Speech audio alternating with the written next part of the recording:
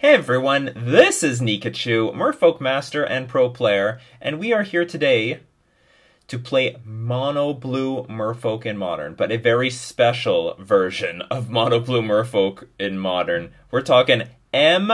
Hayashi's version, a version that has been popping up on the 5-0 scene, and he has enough replicated results that I think we have to look at this deck. Radically different perspective of Merfolk, radically new direction. But before we get into that, we're going to thank our sponsor, themanabase.com. If you want to find out now what are the best cards out of Hour of Devastation to put in your cube, you're going to want to check out Aaron Packett's Cubism on themanabase.com, your home base for everything Magic the Gathering. And oh my god, my inbox has exploded with new patrons. It's like global warming. The waters have risen above all continents. Thank you very much for all your support. I like how you support the channel. So I'm going to thank one at a time. Thank you very much to Eddie Summercorn, David Schluter, Justin Trotter, Sylvester Nadas, Nick Hernandez, Jonathan Xavier Jones, Alan Penaluna, Ryan Pollock, John Muscari, Alistair Jack, Johnny Ryan, David Moditza, Jupiter Sakadura, Drew Wagers, Mark Burbridge, La Paz, Popper Fox, Zach Hargis, Russ Westerman, A.J. Pena, Al Soto, and Alexander Cook, and it just keeps going on. Gustav Nordell, and Brian Breens. Thank you so much, all of you, for supporting me on Patreon. That is hands down the most patrons I've received in a all at once. It supports the channel very much. And yeah, thank you very much for your support. Thank you very much also to all the returning patrons. There is definitely, I know you people, you come, you go, and you come back. It's all good. So let's get to this list. M. Hayashi, if you don't know, is he came out, every so often there is this radical Merfolk list, and sometimes it's really weird and it's randomly selected by wizards. And sometimes you just look at it and it's like, this is just too weird. This can't be replicated. I'm not even going to pay attention to it. But when you see repeated results, like what M. Hayashi has done, and he has repeatedly, over the course of, I think, 1.5 years, put up 5-0 results on Magic the Gathering Online with these like offbeat lists, but all very similar, we have to start taking a look. One of the main features of his lists are Fairy Conclaves, playing with Fairy Conclave, which looks very weird, but there are other Aether Vial decks in the format, like Eldrazi Taxes, that plays the Shambling Vents with Aether Vial at the same time. So it's not completely unusual. I mean, it's other archetypes are doing something like this. This would be a terrible combo to have Fairy Conclave and Aether Vial in the same hand. But do you know what? Like, let's see what happens. There are upsides to Fairy Conclave. It's a flying creature, so it can block creatures from affinity. It's very good against Jund and control decks because it's just extra manlands that are basically unblockable. I mean, your opponent better have a Celestial Colonnade, because otherwise this thing is going to get through. Another main feature is that M. Hayashi likes playing with Chalice of the Void, 4 of them. Another main feature is a lot of spot removal. We're talking like at least 4 Dismembers and then 4 Echoing Truths. This is very consistent with a lot of his lists. Something new here are the 4 Smuggler's Copters. This has been showing up in his latest lists. This looks like a lot, but we're going to see what happens. I mean, Smuggler's Copter, if you're a fan of Smuggler's Copter, you're going to be a fan of M. Hayashi. M. Hayashi loves his Smuggler's Copter. It's like, it can get blown up by Kolaghan's Command, but it is good against all Kolaghan's Command decks. So if you can defend it or at least grind through it, then it's going to be great. And it helps, get rid of extra lands if you're drawing them. I mean, the curve is super low in this deck. The curve doesn't go any higher than 2. It's a very legacy-looking list. We've got the minimum number of Island Walk creatures and Spreading Seas, and this does count in a way as a pseudo third lord in the deck, because if you don't know what Coral Helm Commander does, it's just a 2/2 creature, but as a level up for 1 colorless. Unfortunately, you have to do that at sorcery speed. Well, if that was at instant speed, I'd have a totally different opinion about this card. But if you level it up to 2, it becomes a 3/3 flying creature, which is pretty impressive. And if you get it to 4, it's a 4/4 creature that has flying, and it gives all other Merfolk +1/+1. The problem with this card in general is that it's just very expensive. It's like a 6 mana card in order to get another Lord out, and you might as well be playing with Merfolk. But let's see what happens when we're playing with this guy. There's a lot of evasion in this list. Coral Helm Commander has evasion, Smuggler's Copter has evasion, and Fairy Conclave has evasion. So we're not completely dependent on Spreading Seas and Island Walk in order to get damage in. And there's also, if anything is in our way, we're going to get rid of it with Echoing Truth and Dismember. Chalice of the Void, not great against everything, but is still going to be of high impact. I think it's very good against Jeskai decks right now. It turns off Path to Exile, Lightning Bolt, Opt, and Serum Vision, so it hits enough significant cards. And of course, Snapcaster Mage gets worse against all those decks because all those cards in the graveyard are also turned off. Very few 1-drops. We've got Ether Vial, and we have Dismember. No Curse Catcher. We're super reliant on things like Chalice of the Void and our 4 Deprive in the sideboard. We'll get that into a second. I think M. Hayashi is making up the ground with Fairy Conclave. We could almost look at this like it's as if it is what we're going to do on turn 1. It's a 1-drop, but somehow I feel like this list is not going to perform well when the metagame is very fast. However, when the metagame is slow, and I think if the metagame is slow, this looks like it has a much better chance. Just looks like there's a lot of hands that you might have to mulligan when you have Ether Vial and Fairy Conclave in the same hand, and you're doing very few things on turn 1. Like, for example, you can't even play Dismember on the draw when you're going to play Fairy Conclave. But still, we'll see.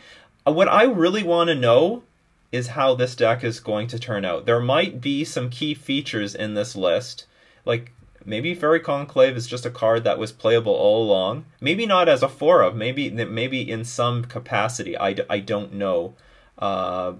Or maybe this list is just super positioned right now. But let me remind you, M. Hayashi has created results over the last 1.5 or 2 years. And I think we're going to see more of M. Hayashi because of the new Wizards rule about selecting deck lists that are 20 cards. They're posting all deck lists twice a week, so long as it's 20 cards different from similar deck lists. And of course, M. Hayashi is going to be 20 cards off. I mean, he's the only one playing with 4 Fairy Conclave, 4 Smuggler's Copter, Coral Helm Commanders, Chalice of the Voids. There's no way that his list is... There's no way anyone's going to be copying 20 cards of his list. What else to say about this thing? So we go to the sideboard. High impact sideboard cards like Tidebinder Mage. Very well positioned, I think, against Jund right now. 4 Relic of Progenitus is just really good in general. Deprive. This deck does take advantage of Deprive in 2 ways. You can protect your man lands by just playing Deprive and returning the land to your hand. So maybe...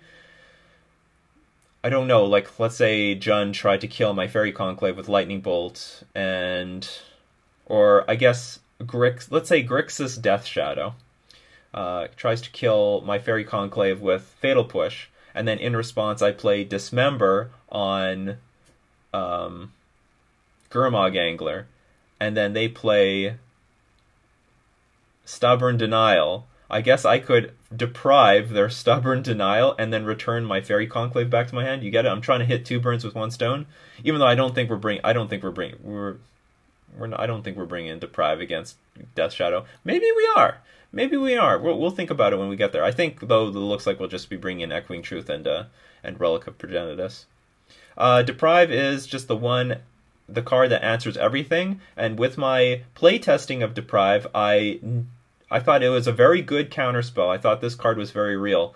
But you have to play it without Cavern of Souls. Cavern of Souls just puts too much brown mana in your deck to make this card reliable.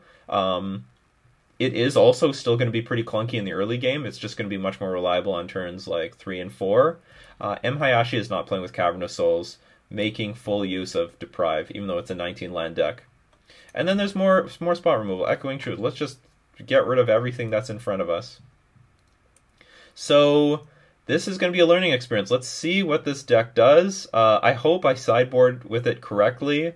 I may not know all the matchups where Echoing Truth is good, and I hope I make good mulligan decisions with Fairy Conclave in our hand. But the curve is really low. So let's see what happens. Let's try out Hayashi's list. So this hand, I think this hand's bad. 5 mana sources, even though that one of them is a creature. They have Spreading Seas, but I think the hand is just a little too poor. So we'll mulligan.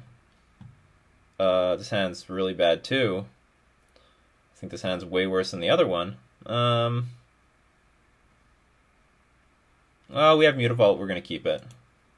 But not happy about this. Got to put this on the bottom. Don't need more. Don't need more mana sources. Arbor Elf, alright. So probably up against the Ponza deck, which sort of tells me that maybe I did want that Ether Vial. Actually, an interesting play I could have taken was playing Oboro, and in the event of a Stone Rain, I could have bounced it back to my hand at the very least.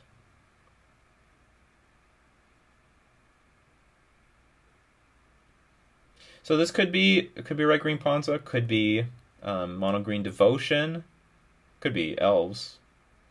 So still not sure what this is.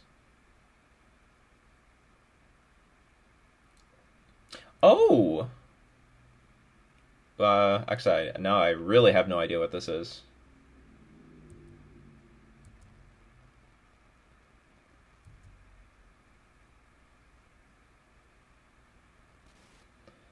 Well, whatever this is, let's start bouncing things.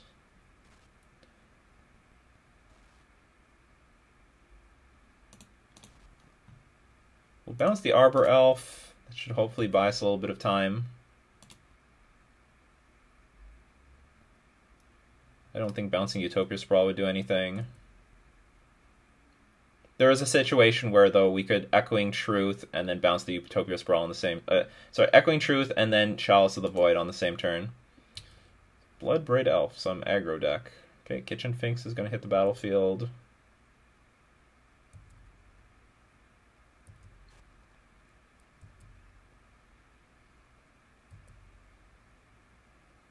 Problem with blocking Strangleroot Geist is that it has Undying and it's going to come back as a 2/2 creature.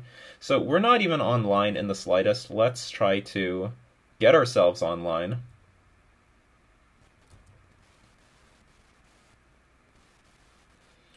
Dismember looking pretty poor against both these creatures. And I think...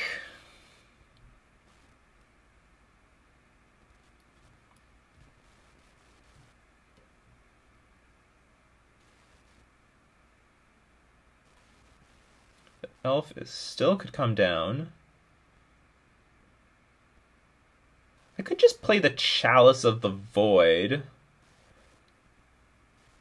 And we still have Dismember for stuff. We'll cut off the Arbor Elf for 1 turn.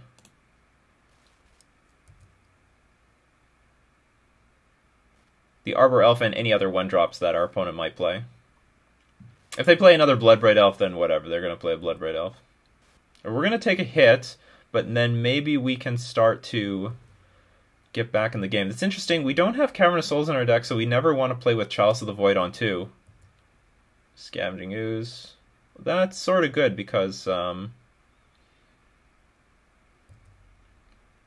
that means we have a target for our Dismember, even though our life total is not the healthiest, I would say.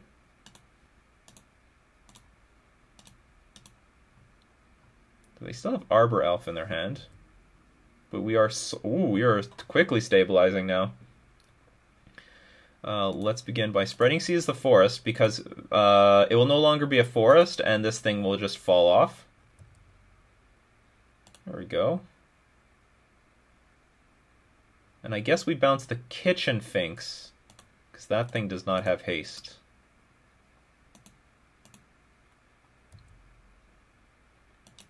But how do we win the game? How do we turn the corner? That's the question.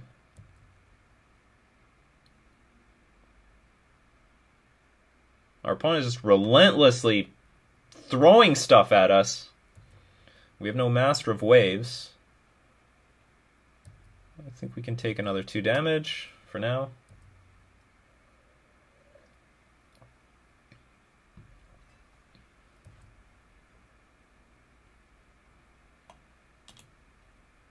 It should show us Arbor Elf. It's cards we bounce back to their hand. Come on, wizards. Can't you figure this stuff out? P and Kieran Nalar, that's annoying. Because these are flying Thopters, right? Yeah, so the clock is on. But what if we get Smuggler's Copter? Not Smuggler's Copter. Therefore not good.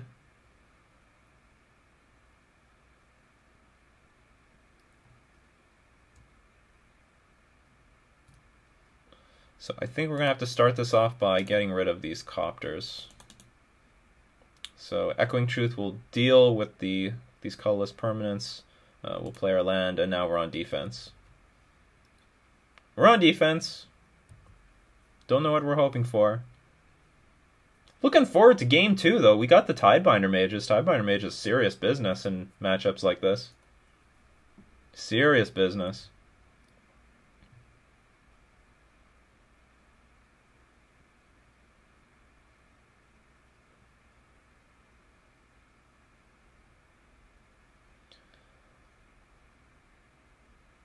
I will activate Mutavault. And I guess I'm going to block... You know what? I'm going to block this thing, and then I'm going to dismember the P and Kieran Nalar. Yeah. And I'm hoping that I can draw a Lord. Well, I don't know what a Lord will do for me right now. Okay, so that's my block. Going to 1.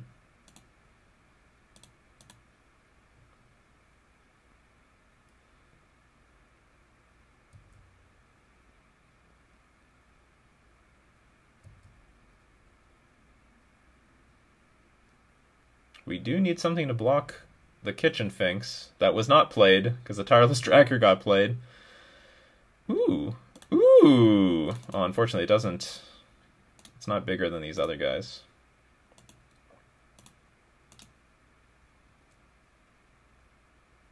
Okay, pass. So we are in chump block mode. We're still in chump block mode.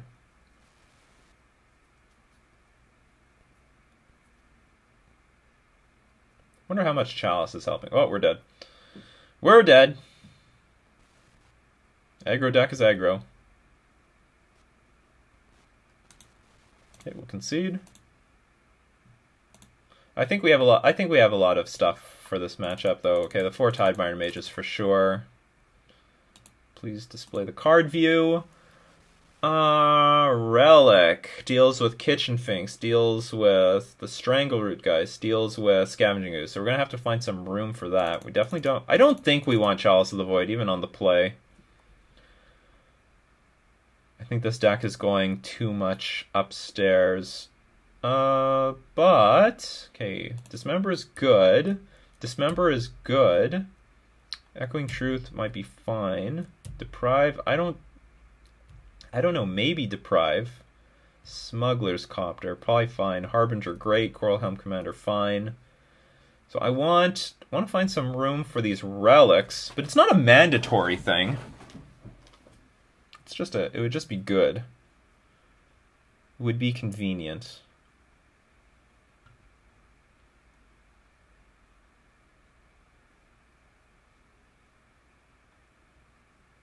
But I don't really want to take anything else out. I could take out maybe some Harbingers. How many creatures? We have 24. Well, and the Smuggler's Copter. I could take out some Harbingers because we're on the play, we're not on the draw.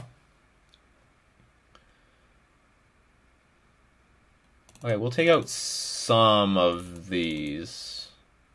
Just some for some relics.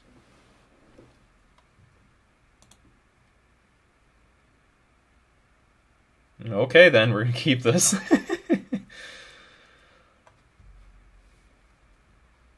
Go, Fairy Conclave. We at the very least can play Smuggler's Copter into Silvergill Adept. At the very least. Oh, we have another Fairy Conclave, and I guess that's what we're going to do.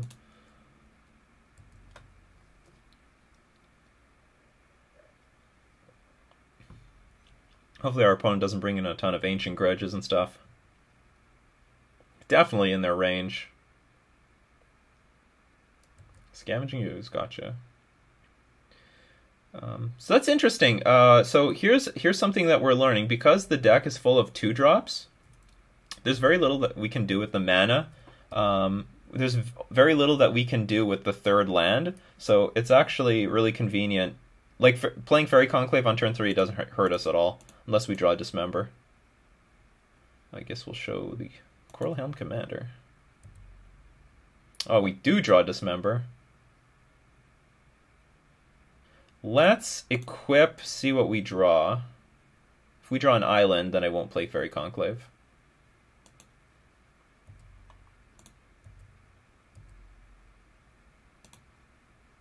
We draw another Fairy Conclave. I guess I'm dumping a Fairy Conclave?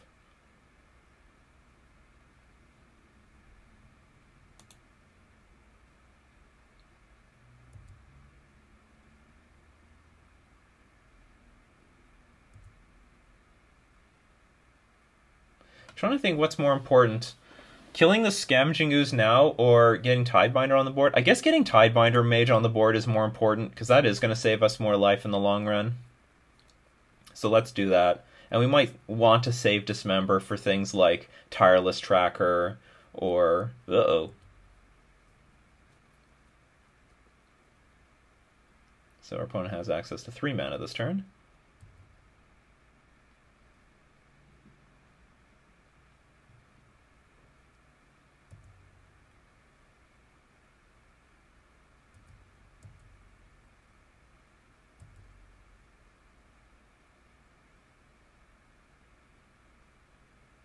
Kitchen Finks.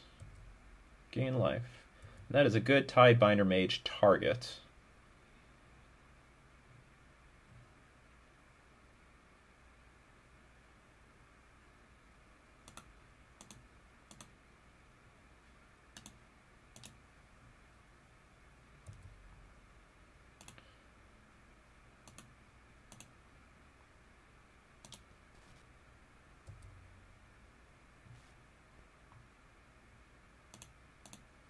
I want to leave up Dismember to kill the either the Scavenging Ooze or something else. Or we're going to play this thing this turn. In that case, we will dump maybe Coral Helm Commander, because we can hit the Utopia Sprawl. That's not bad. Or I could dump a Mutavault. I don't need it. Okay, we'll dump a Mutavault. Keep the creatures.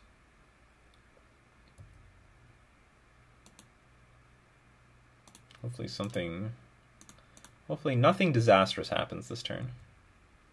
We got Echoing Truth. And I think we're positioned to win next turn. We've got 12 power on the board. So long as nothing dies. Looks like this is going to be a Bloodbraid Elf. Our opponent needs a removal spell or they're dead. Not a removal spell. And because they took 2 damage, this Kitchen Finks isn't going to do anything for them. They go back to 12, but we're going to play Master of the Pearl Trident, and we're going to get in for 9 damage with Island Walk and 3 damage with Smuggler's Copter. It's a cute little interactive deck.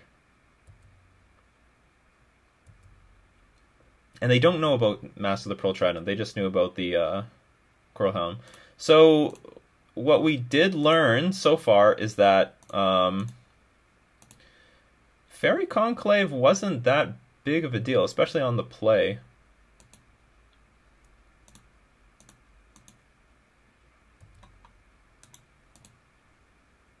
Yeah. Although I have to admit that this is one of the more faster looking decks.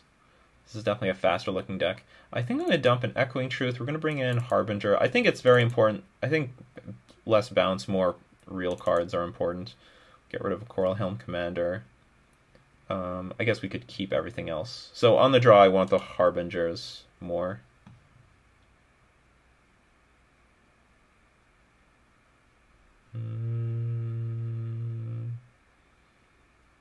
Submit. I wonder if I'm undervaluing Echoing Truth in this matchup. Maybe it's better than I think.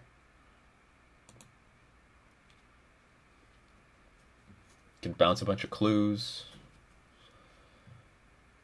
Dismember is also painful. 1 land hand, we're going to mulligan.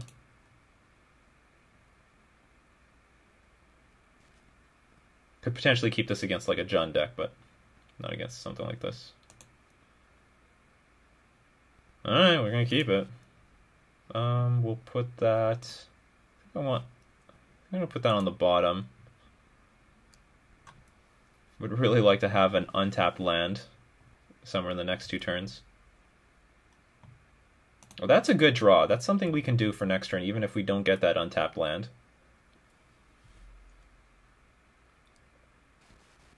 So let's just hope that we don't see Strangleroot Geist. Rather see Scavenging Ooze. There's Strangleroot Geist.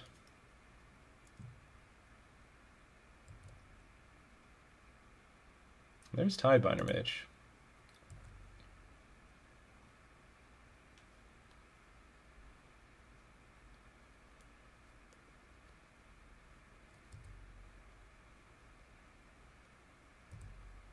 Yep.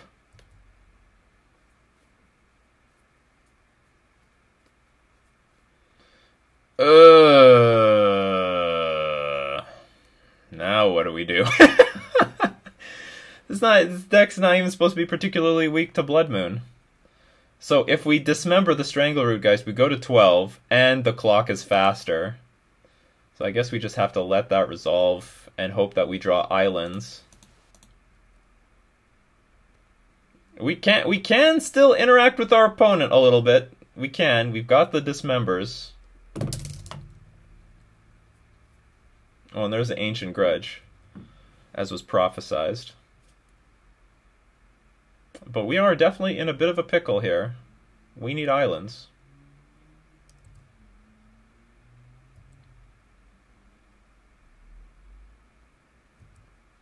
Well, I could kill that. I don't know if it's worth it. Ooh, that's not bad.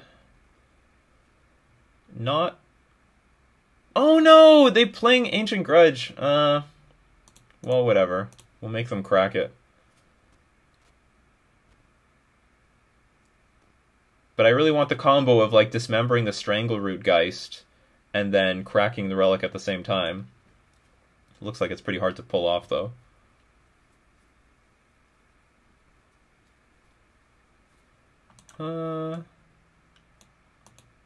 Whatever. I was thinking maybe I should have just cracked the relic because I really need to go running islands if I think I have a really good, if I have a chance of winning this game.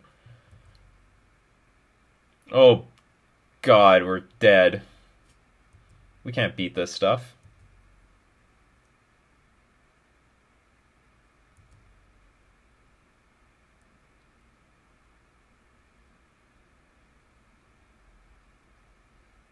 I guess the correct thing was to dismember the Rabblemaster, but it looks like I was drawing dead. I would go down to 10, we get hit for 6, I go down to 4, and there's nothing I don't think there's anything I can draw to get me out of this.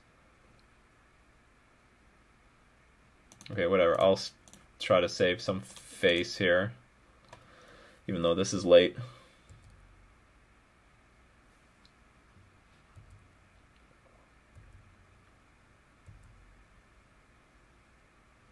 We were going to get an island. Well, maybe we can get, what, Tide by Silver Gill Adept? Would that have helped? We'd be at 4 block. Ooh. Maybe that was a big mistake, me missing that thing, because I could block the Bloodbraid Elf now, and we were chaining Silver Gill Adepts.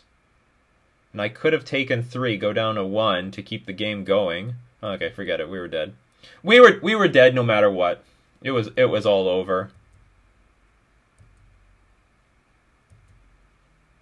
So I don't particularly think it was the Fairy Conclave's fault. Although, you know, it would have been convenient to get like one of these creatures in play on turn 2. It would have been nice. Would have been nice. So we saw some I don't know if we saw any advantages with Fairy Conclave, but this is probably not the matchup for it. I think this deck looks very good in games that can go long. This deck looks super aggressive and fast. I mean, look, this thing has haste attached to it. This thing has haste attached to it. Goblin Rabble Master makes these things which have haste attached to it. Oh wait, I forgot about the lesson board. So the lesson that we learned today is What do we want to say about Fairy Conclave? Fairy Conclave doesn't beat haste. So haste, yeah, whatever. Haste greater than Conclave.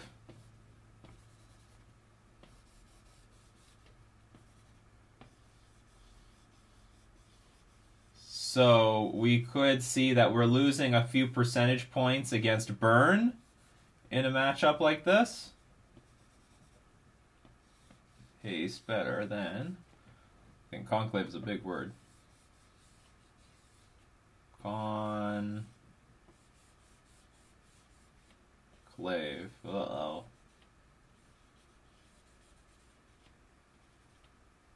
AVE.